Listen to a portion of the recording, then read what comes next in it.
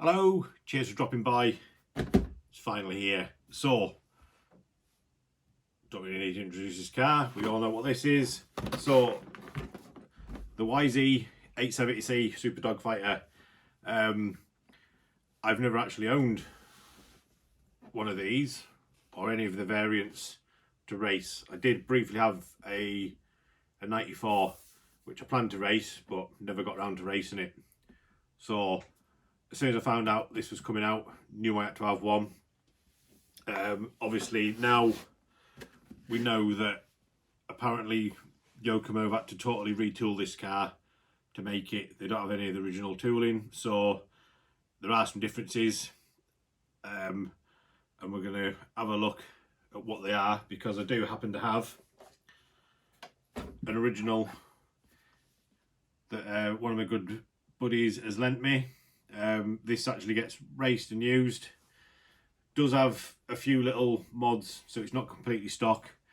But yeah, we can have a look through, see what's different, see what's the same. But yeah, looking forward to this. This is going to get run, obviously. It's one of mine. So yeah, it's just come through. I got this through from AD at Racecraft RC. So AD, thanks very much for getting this out to me. I know you had a lot of issues with the floods and everything. It came with an extra sticker set. I don't know what this sticker set's all about. It wasn't in the box, it was just inside the box. But it's just some Yokomo, Team Yokomo stickers, various ones. So it's nice to get them. So what I'll do, I'll drag you over, we'll have a quick look over the box, get it unboxed, and then we'll get it built. I'm not going to do a full build video. I haven't got time because I'm racing this on Sunday. It's now Thursday. I've got to get it all up and ready to run. But yeah, let's jump. Here it is, and the box art is very reminiscent of the original box art, although obviously this is the newer model. Obviously you can tell by the shocks on there. But yeah, like everyone's pointed out, the spelling mistakes that are up on here, it's exactly the same as what was up on the original one. Designed for top racers. So yeah, it wasn't designed for me. But yeah, look up on the side. Just goes through explaining about the car. Yes, I've already had this opened up, so can't see everything that says in there. I'd have to take the sticker off, but I'm not going to start whipping stickers off. And then up on the other side, it's basically nice little overview of the buggy, FRP, slipper clutch. Obviously this has gear diffs, unlike the original which had ball diffs, so it'd be nice to see if any ball diffs do come out for this. It'd be nice to run them rather than the gear diffs. All the alloy parts, I don't know if they were alloy back then. They may have been like magnesium or something. I'm not too sure. Sealed ball bearings for all rotating parts, always good to know. Up on the sides, nothing else different there. So we'll whip the lid off. It says, so yeah, it does come sealed. So you get like a security seal. So there's obviously the one that comes from the Yokomo side. And then obviously MB models, they are the importers. So the first thing we're greeted inside is the under tray. So obviously with this to cut out. So yeah, so that's just telling you that you've got a protective film on there. Don't know if that's coming up. There we go. So yeah, so you obviously standard protective film. Feels a nice thickness. And then onto the body itself.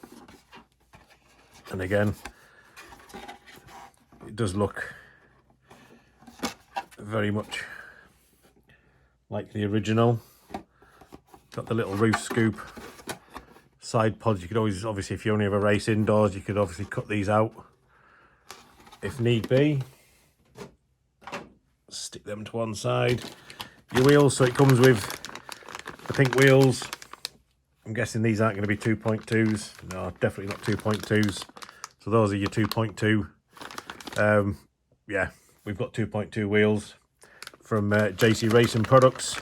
So these are surplus, don't need them. And then obviously the tyres. I'm just curious.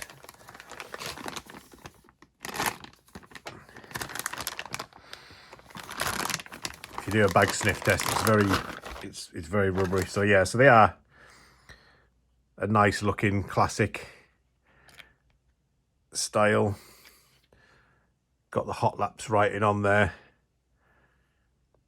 TR8. And the front's TF8. Yeah, so I'm guessing rear, front. But yeah, the tyres do look very nice, to be honest. Probably work on grass. We may keep them, but it's not a requirement just at the moment. Obviously your wing, that'll just need cutting out to suit. Big old bag of bits. So you get your oils. So I'm guessing you've got diff oil. So 5,000 diff, 4 and 300. So it'll be running 5,000 front and rear. But yeah, so it's nice that you get your oils in there, especially the diff oil, because a lot of people will maybe not have any diff oils. There's your chassis and the little spine. I don't know if you can quite see it, it's just a little bit just in there. Obviously that just screws on. Originally it just glued on, I believe. It's like all cut away. Guessing that'll just be to allow the arms to move. I'll pop all that to one side. Let's get rid of the box.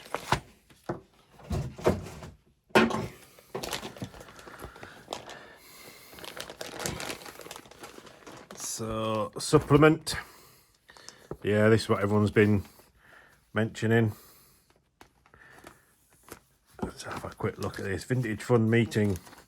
Obviously, you can do your Google Translate. That will bring you that up. The event info. I'm guessing it's going to be a little bit too far for me to get to. But yeah, so you've got a whole markings do not match. So yeah, so it's just little things telling you what to do that are different possibly in the actual manual itself. Get rid of all that.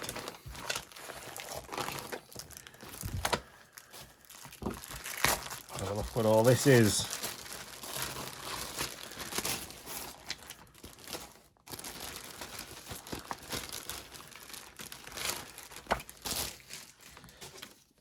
So yeah, so that's directions on how to get there. Put that in my sat nav, see how long it's going to take me to drive there. Yeah. So the sticker sheet that you get,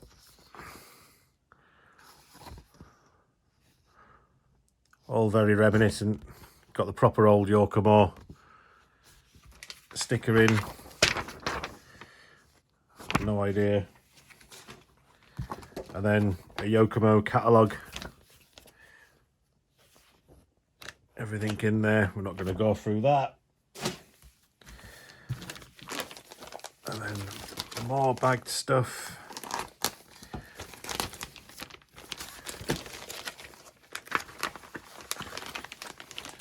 Obviously got the instructions in here. These will be your window masks, I'm guessing. Yep, so you got your window masks. Got your little T-wrench, little drive and some Allen keys, and then some more stickers.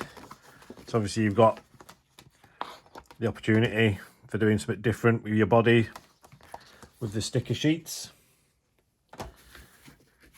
And then onto the instructions themselves. A lot of people have said these are very reminiscent of the older Yokomos, or well, basically like not the clearest to read, but yeah, it's very sort of not a Tamiya build, that's for sure. I mean, obviously, the last car I built was the Rough Rider, sorry, the racing buggy, but Yeah, doesn't look anything drastic in there. So your parts bags, these look like they're all numbered. Let's get these all tipped out.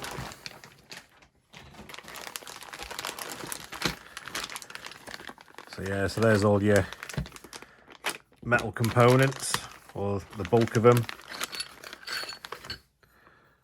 So yeah, very nice.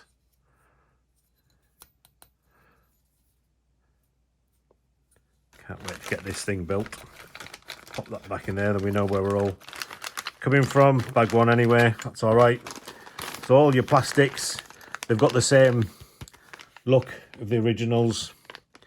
Got the Yokomo, don't know if it's showing up, embossed in there. Same for the top of the pulley, anti-roll bar. Got the belts in there.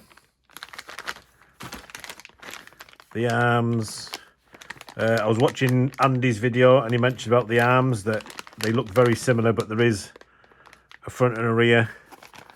So it's something to do with the holes. Get 2 holes in there, only 1 in there. There is a slight difference in the length. And the cutout just in there for the hub, or the C hub, depending on which one's which. And these apparently are the same, so you'll have 2 rights, 2 lefts. And then these are your front as well as your rear. Got the wheel adapters in there. Yeah, they are a chunky size. So, very nice. Battery strap. Get a pinion. So, I don't know what size pinion it is, but we'll come to that when we build it. Steering. That's all the slipper assembly. So, yeah, you've got a modern slipper. Nice to see. Diffs. You've got all the gaskets. Sealing rings. They look like they are plastic counter gears, planetary gears, whatever they're called. Shocks. Wing stay, bumper. So, yeah, all in all, it's looking like a very good build. Excuse me. So, yeah, it's looking like a very good build. And you get the spine that runs on the chassis. I've actually already ordered from Lightning Components a top brace. So if we just jump back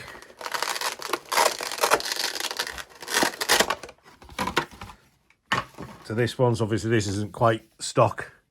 He's got a carbon chassis, lipo mount in there, and top deck up on there. So that is rigid. So it'd be interesting to see if the original one's just as stiff on that. But yeah, very nice. So without further ado, let's get to wrenching. Jumping back in, so we have the diffs made and the lay shaft with the slipper on. It is very light. There's no weight to this at all, hardly anything to it. So obviously we're on gear diffs. That's what your 5,000 oils for. Obviously you can run different oils, etc. Only one little tip I would give you: when you come to put the gasket on, obviously you've got to put it onto this flat face going in there. I actually found it easier just putting a little bit of oil on it, just to, well, I don't know, I always do. I put a little bit of oil on it just to soften it up a little bit, but fit it onto the top. So push it in down there, so you get the little cutouts. They basically correspond in there and there. And then if you just push that down onto there, do it gently, because like I say, it is only like a paper gasket. It just means it's a lot easier to get it all lined up, get it all on. And obviously your 4 screws that go on the top to hold it together, you don't have to go mental with them tightening them up, because you are only going into plastic. But yeah, they look like they're going to do the job. So on to the next step. So pretty much getting the diffs in, shock towers on. So yeah, doesn't look like it's an overly complicated build. So we'll move on and go through a few more steps. Right, we're going to jump back in just before we start getting all the arms on. So that's where we're at. They're not little E-clips. They're like little spring things. I know these have been touted as being horrible to put on, and they really are. I resorted to just putting it on top of there and then just getting it in some pliers and just basically just wiggling it in, and it dropped in. I tried going through how someone said on the smaller side of this, and it just sort of like bent over in itself, and this one, you can't tell on there, but that one's actually snapped. Only issue I'm seeing quite at the moment is that the little screw,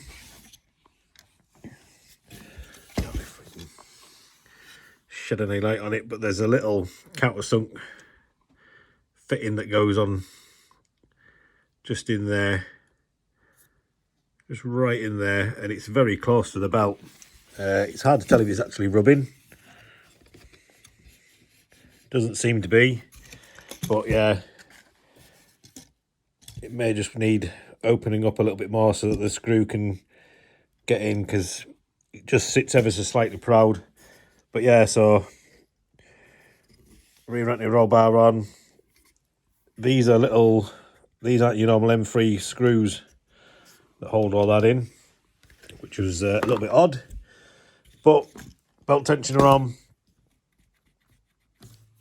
So we're now going to start getting all the arms and hubs assembled, and it's going to start looking like a proper car. But honestly, this is so easy to build, other than the issue with the screws at the beginning. But yeah, loving it. And we have almost a finished car. So we've just finished up to page 9. We're moving up onto the next page, which is getting the steering on, shocks on, and then it's getting the electrics all in. So that's where we're up to now. So nothing to report, it all goes together nicely. There's very little play in the front arms, but she's looking good.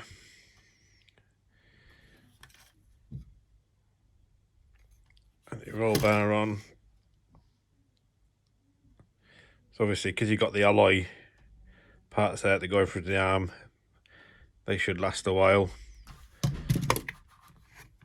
But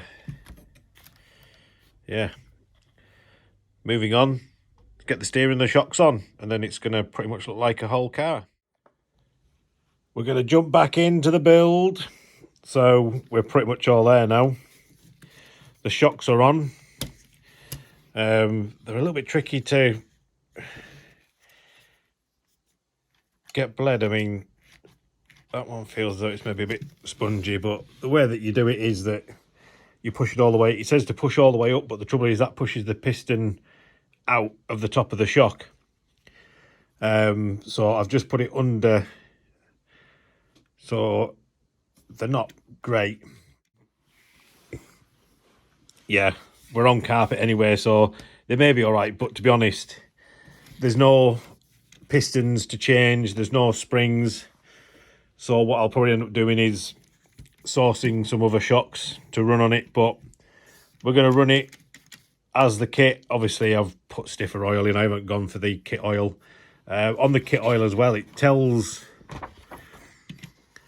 you to use the 300. It doesn't say anything about running a stiffer oil at the rear, but you do get the 2 oils in the kit. Wherever they've gone, what do you get? Is it 3 and 4? Yeah, so you get 3 and 400, so I'd probably go 400 up front, 300 at the rear, as most people would sort of run it. But yeah, we're all there now. So we're at the stage now, need to get electrics in. And these are my electrics, so the Cat 2000. It did all right at the revival, although we did in the final break the rear turnbuckle and drive shaft, and that was my race over. So we could have brought home a podium win, but unfortunately we didn't. So all these electrics are going to come out, and we're going to whack them into here. So let's get to it. Ta-da! So yeah, we're all built. Yeah, I absolutely love this thing. So I got a message off Gav at RC Kicks telling me about the shocks being really short, and yeah, they really are short. You don't get massive amounts of rear travel, but I think this is how they actually were. I think most people did actually change the shocks over to the RC10 ones, but we're all built. Electrics are all in. I do need a longer sensor lead, which I've got somewhere, hopefully. So body's cut out, wings cut out, under trays cut out. It fits really snug, fits really nice. It's hard to see how close the motor is to the back in there, but it does look pretty well sealed, other than the front. Just got a little bit of trimming to do, just where the body catches slightly on the steering. So your electrics, absolutely loads of room. If you've built the mid or the XLS, you'll know that those are pretty thin in terms of real estate space. So obviously I've just got to tidy up the wires now, get my sensor lead in. But you do get your little tag up here. The pinion, I think you do need a long boss on these. So basically those are your long boss pinions, because that is, it's hard to see, but it's the kit pinion's quite a bit out, but it's on. There's enough bite on there, so if you don't have a long shaft coming out, then you may need to find some of these long boss pinions. I've got a few because you've got to run the Cat 2000 with them, so I need to dig them out. But yeah, everything's fine. The rear belt, you can see it is pretty close to that motor screw, but I'm sure it's not going to be an issue. And that's it. Other than that, absolutely fine. So just need to get the body shell painted, which I won't be able to do today. I was hoping to run it tomorrow, but I'm coming down with a bit of a cold, and I don't think I'm going to be able to make tomorrow racing. So I don't know if it'll be out tomorrow, but obviously when we do it at the track, we've got some 2.2 rims, JC Racing rims. I've got tyres for them somewhere. You don't get inserts in these tyres, that was another thing I meant to say. So if you are going to run it with these aren't glued on. But yeah, I do love this car. It was a really easy build.